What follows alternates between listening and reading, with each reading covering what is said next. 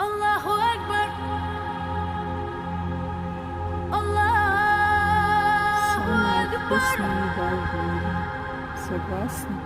Allahu Пирожки с Akbar. капустой, пирожки с печенью. Allahu Akbar. Просто красота и вкуснота. Мгм. Ашхаду ан ла Некоторые готовят на дрожжевом тесте, а моя мама всегда делает на сыворотке или на кефире тесто. Очень мягкое и очень вкусное. Пирожки получаются нежные, хрустящие и вкусные. С тонкой корочкой и много-много начинки. Ну так, наверное, умеют готовить только мама и Ашхаду ан бабушки.